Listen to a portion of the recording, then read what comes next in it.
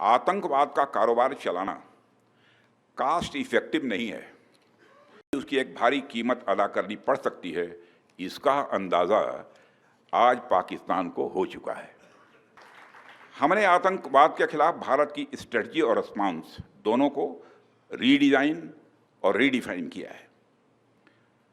अब जब भी बात होगी, केवल आतंकवाद पर बात होगी, पीओके पर बात होगी और किसी दूसरे मुद्दे पर पाकिस्तान के साथ बात नहीं होगी।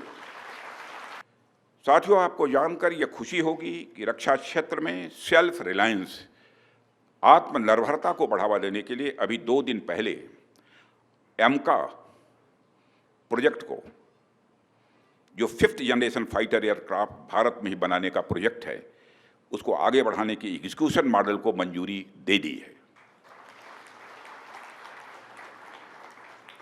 ये एक बहुत ही बोल्ड और बहुत ही डिसाइसिव डिसीजन लिया गया है, जो भारत की डिफेंस कैपेबिलिटीज़ को मजबूती प्रदान करने के साथ साथ इस देश में एरोस्पेस सेक्टर को एक डेप्थ और एक नई हाइट प्रदान करेगा। एमका प्रोजेक्ट के अंतर्गत आज 5 प्रोटोटाइप डेवलप करने की योजना है, जिसका बाद में सीरीज प्रोडक्शन होगा। यह निर्णय मेक इन इंडिया प्रोग्राम के इतिहास में एक मील का पत्थर माना जाना चाहिए, क्योंकि पहली बार किसी मेगा डिफेंस प्रोजेक्ट में पब्लिक सेक्टर कंपनियों के साथ साथ प्राइवेट सेक्टर ने भी पार्टिसिपेट करने का उसे मौका मिलेगा। साथियों, ऑपरेशन सिंदूर में पूरे देश की जनता ने मेक इन इंडिया अभियान की सफलता को देखा, समझा और उसे महसूस किया है। आज यह साबित हो चुका है कि मेक इन इंडिया भारत की सिक्योरिटी और प्रॉस्पेरिटी दोनों के लिए बेहद जरूरी है। साथियों, भारत की नेशनल सिक्योरिटी में मेक इन इंडिया एक इसेंशियल कंपोनेंट है। यदि हमारे पास यह क्षमता नहीं होती तो भारत की सेनाएं पाकिस्तान के निचले हिस्से से लेकर पीओके तक,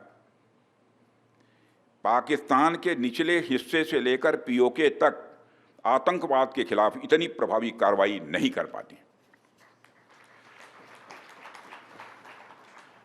साथियों, आतंकवाद का कारोबार चलाना कास्ट इफेक्टिव नहीं है, बल्कि उसकी एक भारी कीमत अदा करनी पड़ सकती है। इसका अंदाज़ा आज पाकिस्तान को हो चुका है।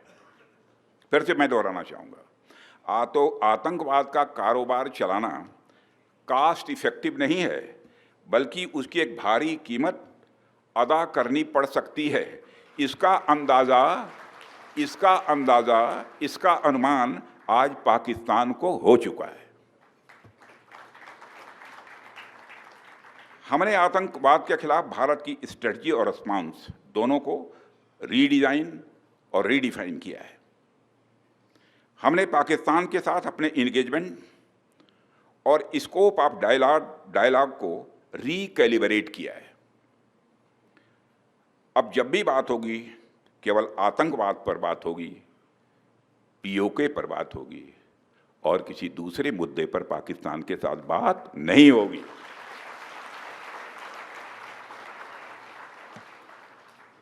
वह दूसरा मुद्दा कौन हो सकता है जिस पर पाकिस्तान बात करना चाहेगा, वो आप जानते हैं। साथियों, मैं मानता हूं कि आज पाक ऑक्युपाइड कश्मीर के लोग हमारे अपने हैं। आप मानते हैं ना? पाक ऑक्युपाइड कश्मीर के लोग वो हमारे अपने हैं, हमारे परिवार का हिस्सा हैं।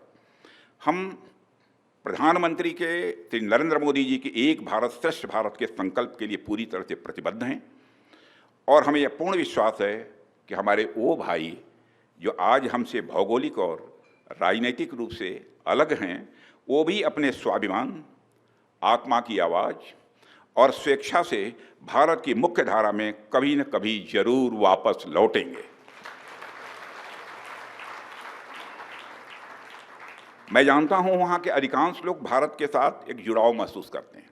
बड़ी संख्या है जो भारत के साथ जुड़ाव महसूस करती है। पीओके में कुछ गिने चुने ही हैं जिन्हें भटकाया गया है, गुमराह किया गया है।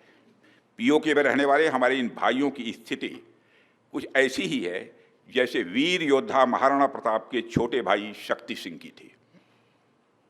मैं फिर से दोहराना चाहूँगा, पीओके में रहने वाले हमारे इन भाइयों की स्थिति कुछ ऐसी ही है जैसे वीर योद्धा महाराणा प्रताप के छोटे भाई शक्ति सिंह की थी। छोटे भाई शक्ति सिंह के अलग हो जाने पर भी बड़े भाई महाराणा प्रताप का विश्वास अपने छोटे भाई के प्रति बना रहता है